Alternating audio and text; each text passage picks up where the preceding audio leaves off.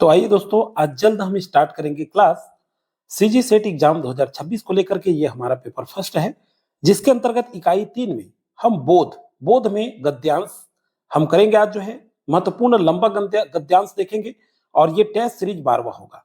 तो जल्दी से मैं आपको गद्यांश की ओर लेके चल रहा हूँ। लंबा गद्यांश पूछा जाएगा एग्जाम में, आप सभी जानते हैं, ताकि आपको पढ़ने में समय ज्यादा लगे। तो इसका प्रैक्टिस बहुत जरूरी है, क्योंकि 5 नंबर का पूछा जाएगा, 5 से 6 नंबर पूछेगा इसको। तो ये ज्यादा से ज्यादा प्रैक्टिस करेंगे तभी बनेगा। तो जल्दी से चलते हैं गद्यांश पर।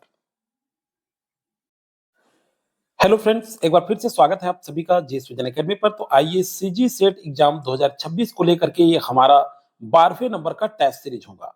ठीक है, इससे पहले भी जो टेस्ट सीरीज है, 11 टेस्ट सीरीज आ चुके हैं। अगर आप देखने की इच्छुक हैं, देखना चाहते हैं, काफी अच्छा क्वेश्चन आपको देखने को मिलेगा। तो उसको जो है, आप प्ले लिस्ट बना हुआ है सेट एग्जाम 2026 क्लासेस वीडियो में, प्ले लिस्ट बना दी, उसमें जाकर के आप सारे वीडियो देख सकते हैं।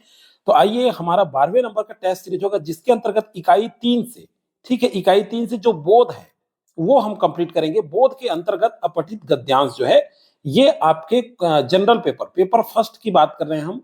आज जो हमारा ये टेस्ट सीरीज हो रहा है, ये पेपर फर्स्ट जो सभी के लिए कंपलसरी है, जो सेट एग्जाम की तैयारी कर रहे हैं दोस्तों। तो ये पेपर फर्स्ट है और ये पेपर फर्स्ट में काफी इंपॉर्टेंट है। आप जानते हैं, ये पूछेगा ही पूछेगा। ये 5 नंबर में पूछा जाता है, 5 या 6 नंबर में पूछा जाएगा गद्यांश। तो प्रैक्टिस बहुत जरूरी है, ठीक है। ज्यादा से ज्यादा गद्यांश प्रैक्टिस करिए, इसमें समझ में आएगा किस तरह से पूछा जाता है प्रश्न और कैसे हमको आंसर करना है।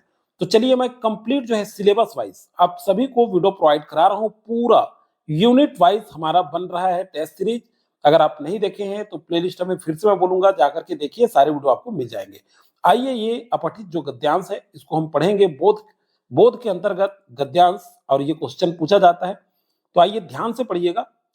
आधुनिक समाज में ज्ञान की उपलब्धता जितनी तीव्र हुई है, ज्ञान के विवेकपूर्ण उपयोग की आवश्यकता उतनी ही बढ़ी है।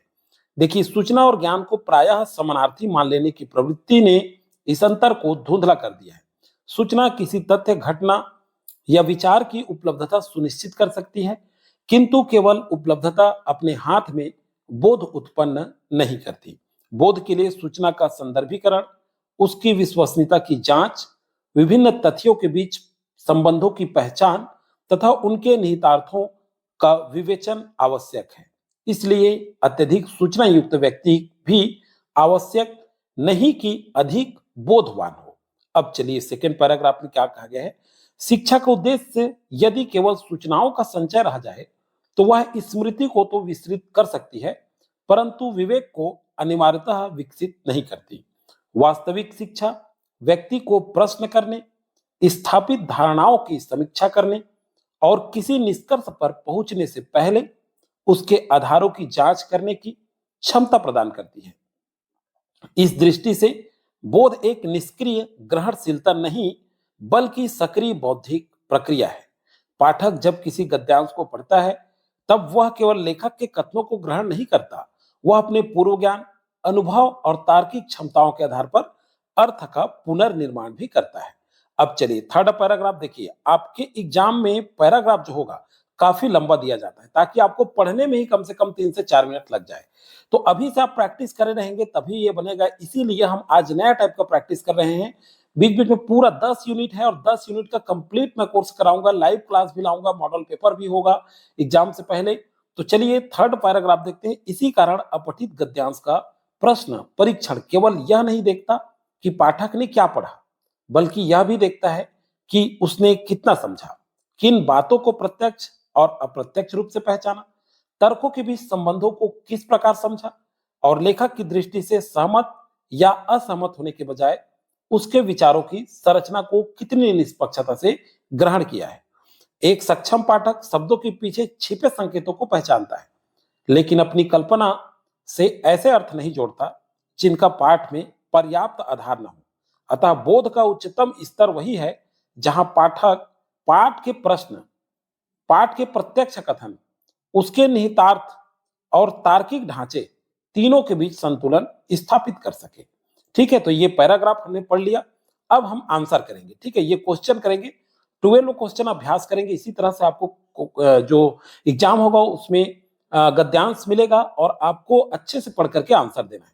तो चलिए, ये प्रैक्टिस कराते रहता हूं मैं, ठीक है, लगातार कंटेंट वाइज जो सिलेबस है, सिलेबस वाइज मैं लगातार जितने भी आपके यूनिट हैं सब पर मैं टेस्ट सीरीज जारी कर चुका हूं। आप जरूर देख लें। और चैनल में अगर फर्स्ट बार जुड़े होंगे दोस्तों, अभी तक आपने चैनल को सब्सक्राइब नहीं किया है और सीजी सेट एग्जाम की तैयारी कर रहे हैं तो चैनल को सब्सक्राइब कर ले, बेल आइकन में ऑल प्रेस कर लें और टेलीग्राम का लिंक डिस्क्रिप्शन के ऊपर दे दिया हूं, वहां जाकर आप टेलीग्राम जरूर ज्वाइन कर ले। आइए पहला क्वेश्चन देखते हैं। गद्यांश के अनुसार सूचना और ज्ञान में मूल अंतर क्या है? अब देखिए, गद्यांश के अनुसार सूचना और ज्ञान का मूल अंतर क्या है, ये पूछ रहा है। तो आइए देखते हैं। मात्रा, संदर्भ, गति और स्मृति।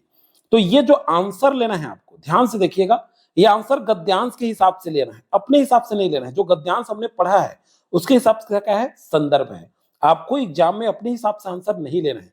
यही चीज मैं प्रैक्टिस कराते आपको बताता हूं कि आपको जो गद्यांश में निहितार्थ है उसका आंसर उसी के अनुसार से ही आपको लेना है। ठीक है, कंफ्यूज नहीं होना है, अपने हिसाब से बिल्कुल नहीं लेना है। लेखक के अनुसार अत्यधिक सूचना युक्त व्यक्ति आवश्यक रूप से अधिक बोधवान क्यों नहीं होता? क्योंकि सूचना सीमित है, बोध सक्रिय है, ज्ञान कठिन है या स्मृति कमजोर है। तो बोध सक्रियता की बात की गई है, सेकंड का सही ऑप्शन भी होगा। अगला है, शिक्षा के संदर्भ में लेखक किस धारणा की आलोचना करता है? शिक्षा अनुभव का, शिक्षा संचय का, शिक्षा प्रश्न का या शिक्षा विवेक का? तो सही आंसर है शिक्षा संचय का, थर्ड का बी ऑप्शन आएगा। अगला है, बोध एक निष्क्रिय ग्रहणशीलता नहीं कथन का सर्वाधिक उपयुक्त अर्थ क्या है?